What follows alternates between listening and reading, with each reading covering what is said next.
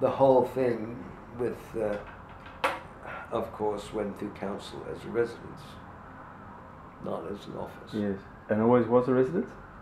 Always was Yes. a residence. Good. And you got away with it, yes. Yes. I do remember when we had council inspection, and of course we furnished it as a house. Yeah, I remember, that's right, we did. Yes. And so upstairs there was a bedroom, Yes. and then there was what Pamela's was the dining room, Yes. and Yes. the conference room was the sitting room, Yes. and then there were 2 bedrooms, and a study Yes. upstairs. Yeah. Why not? Just, yeah. Bathroom and kitchen, it's all right. And I just remember lying through my teeth. Yes. Yes.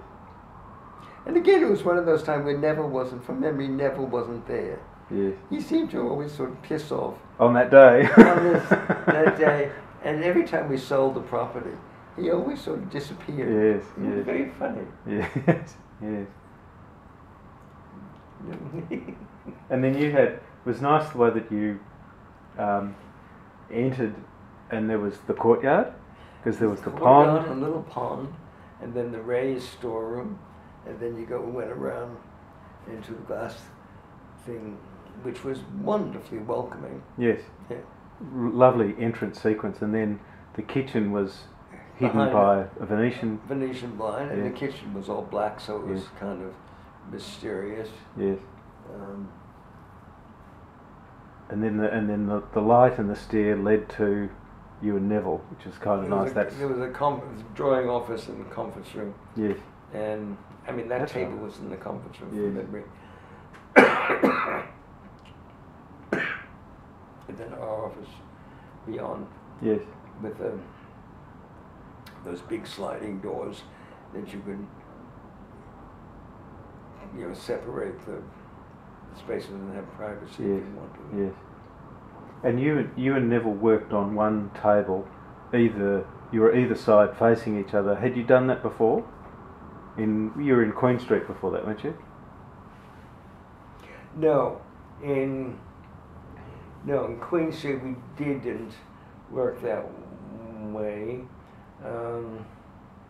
because Queen Street really had been set up. No. We each had, in Queen Street, we each had a separate space. Mm. There was the big double sitting room, which then became both our offices, and Neville had one, a table in one space, another, but it was, completely interconnecting from one to the other. Mm.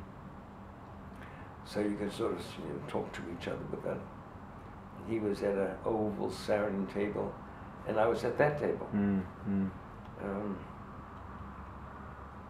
But at Cathedral Street, I like the way that you did have a really deep desk. There was you, one, but you could hear what the other person was saying. You knew what was going on, but do your own thing. So to me, there was a really nice union there, that you were designing together, but you were partners as well. So you were in that space there. And then there was another. Then the drawing office, and I would go at the top of the stairs and go into there and draw. Yes, yes, yes. And then a conference room. And then when we would, it had all the samples, all the fabric samples and stuff, and we tended either do it there or drag things into that middle Yes. room and do all our colors there. Yes. That became just, everything was just spread out all over the place. Yes, yes. And there were samples, fabric samples, with rolls of samples and stuff in the storeroom as well, from memory. And we would just use stock from time to time, depending on the project. And the downstairs end room, that was then a meeting room for clients. So the clients didn't really go upstairs, it was really that end room there, wasn't it? So they'd go to reception and be seated and you'd come down.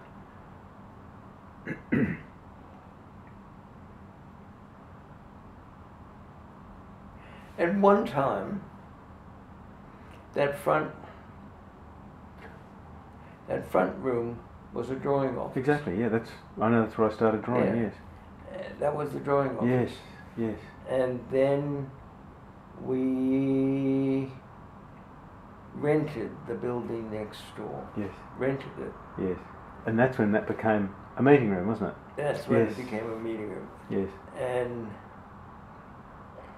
yes, and then we put that door between, that illegal door between the two buildings. Yes. Which Duncan always sat on the threshold. Always. Yes. It was fascinating. Yes. Scotty would just sit there and people would come and go and step over him and he Yes. would never really move. He just wanted, because he could see the door Yes. Exactly. to the building Yeah. and he could know what's going on. See everything. It was- Yeah. I They'll choose was- that spot, won't they, where they can see everything. Yeah, Yes. I was absolutely fascinated. Yeah. That was his place and he could just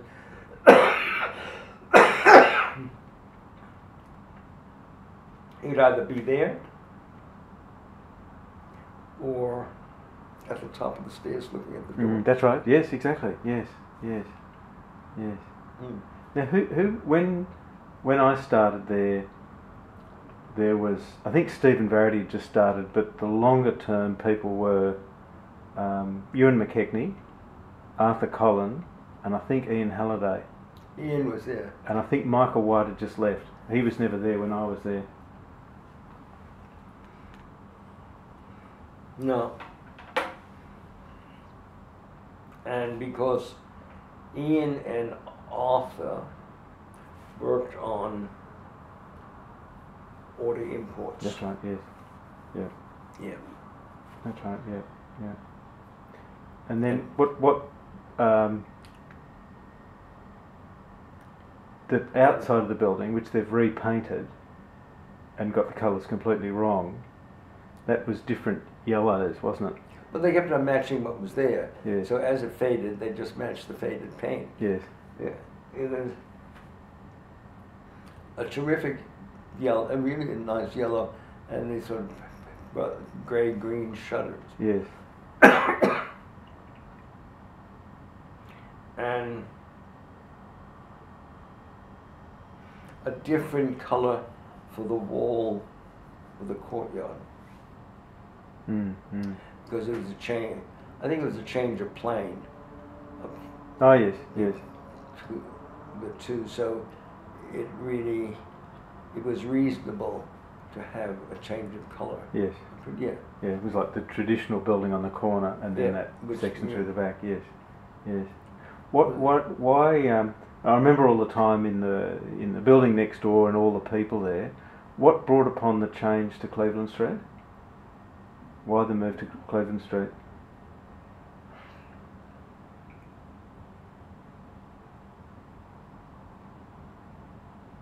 Didn't Neville see it? Look.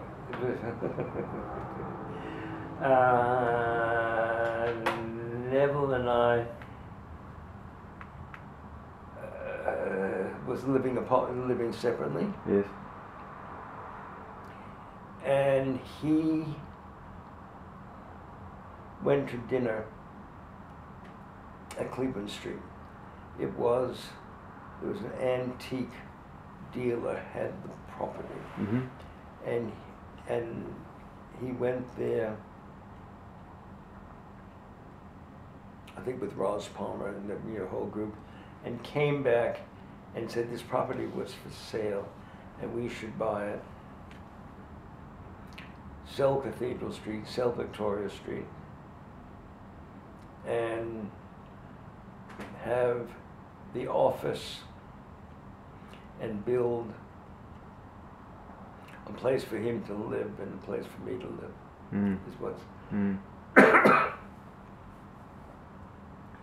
his fantasy was. So he took me there, and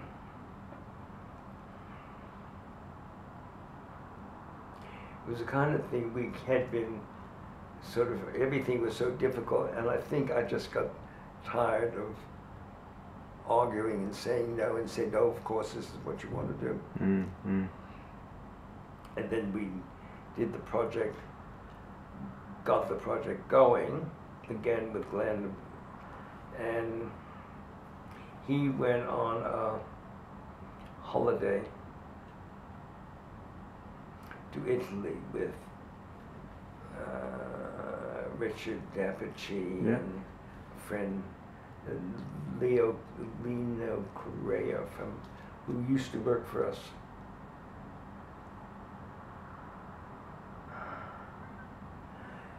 Who is now living in New York, they met in New York, and when they were in Rome, Neville met this young man, Johnny,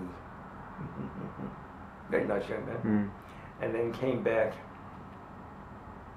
and said, I'm in love, this is the last opportunity I'll ever have to be in love again, I want to go live in Italy. And pissed off. Yes, yes. So he never lived there, did he? He lived there for maybe six or eight, after we bought it. Yeah. And when we started restoring the cottage, using Ian Stapleton. Yes, yes. We're mad Yes, in terms of the way we spend money yes, yes, on consultants and yes. that. And so, but when it was completed, Neville never lived there, did he? No, It was only before. He before that, while that he lived in those rooms, and so what was our conference room Yes, was his sitting room, yes, and then there was a series of rooms all the way yes. That's right. through. Yes, So yes, there was an existing kitchen yes, there, something like the second room right next to that. So there was his kitchen, dining room. Then there was bedroom and funny bathroom and laundry. And then we put that building across the back. And what had it been? Wasn't it a hospital or something? What was it originally? Originally, the cottage. It was a factory. It was Spruso House, where they made Spruso hair oil. Yes, yes. And then it took forever for the smell of the hair oil to disperse from the building, because I think when the floor came up in the cottage, there was a big vat of some sort where they had been making this stuff. It was. And then with that, similarly, what was the work process working with Glenn? Did he come up with a plan, or did you have ideas with that? Oh, well, it was very simple. We realized that there was an impossible for us to have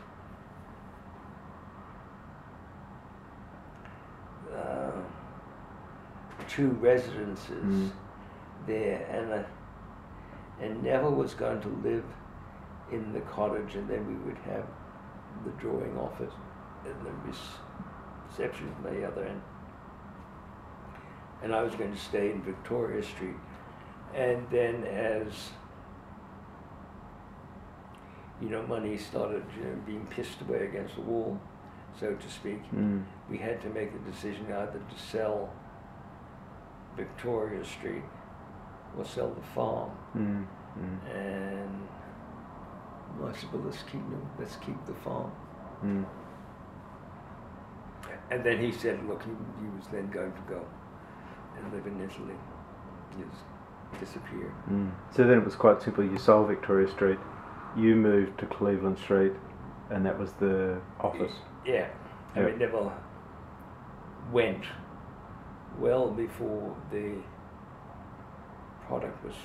building was finished. Yes. Because there was a time when we were all working in the cottage. While the construction was going on, and the drawing office in the back, we were all working in the cottage. vaguely rings a bell. Yeah. Yeah. Yeah. Yeah. Okay. Yeah. All right. And then it seemed sensible to enter from the what would have been the rear We had car parking. Yeah. I mean, in a sense, because there was no way you could actually access from Cleveland, so you couldn't park there. Yes. Yes. So if you're going to come and park your cars, visitors might as well come as well. Yeah. Reception, and then you'd come Yeah. into the space. Yeah. Yeah. Yeah. Okay. Okay. And then what happened? That you sold it then? Eventually sold it. And where did you move then? Down to Eurong Street, or there's? Oh no, you were at in Ray Hughes's building, weren't you? Is that where you went after Cleveland Street? Yes. Yes. That's where when we moved. That's when we moved there. Yes. Yes. Yeah. Okay. And that was. And I rented a funny little house in Selwyn Street, which was 3 meters wide, three floors, weird little house. That rings a bell too. Yeah. I'd forgotten about that. Yeah, Yes. it was great fun. It was so Yes. weird. Yes. One wall was in the middle floor, which is the sitting room. One wall was all mirrored. Yes. Yes. Yeah, it just kind of worked in a funny way. Yes. And then, and it was I think it was from there. Neville was still in Italy, and then he went to do Armandari with Peter Muller, Yeah. and then got sick. Yes. Yes. And did he live in Bali or just did it with? No, he was living in Bali for He quite a lived while, for Yeah. 2 years. Yes. Oh, okay. And had left Italy? Yeah. Or Italy was still home. Okay, so he went. No, had left Italy. Yes. Yes. And when just while we're on that, just to talk a bit about the way you two sort of moved apart from each other, that was beginning when we were in Cathedral Street, because I remember that's when George Friedman and Architects was set up, Robert Chester, you and me. So Neville was moving away at that time. Was it planned that he would still stay and do more of his side of the business, or? It was actually because he thought that there was a whole section that was doing architectural work, and it really should be appropriately represented that way. Yes, yes. Because from what I saw, he was still doing his work. Yeah, it was still. And he would bring people like Ralph in to work. Marsh Friedman is still existing. Yes. George Friedman and Architects Yes. was a separate entity, so to speak. Yes. I just so that the architectural part would be legitimate. Yes. Yes. Yes. And it seemed almost from day one that it's sort of you and Neville, and then to me it seemed like it really was getting more towards architecture, particularly with the State Bank, and then it seemed like it was more you were running or you were driving that direction, whereas Neville wasn't quite a part of that. Wasn't quite, and was becoming quite resentful. Yes. Of it. Yes. Yes. So I guess eventually you kept going, Yeah. and then he sort of. I mean, and the whole thing was sort of prompted once when, in anger, he said, all these clients are not coming for me; they're coming for you. Yes. And he was very angry. Yes. Yes. I'll just turn that off. Justifiably.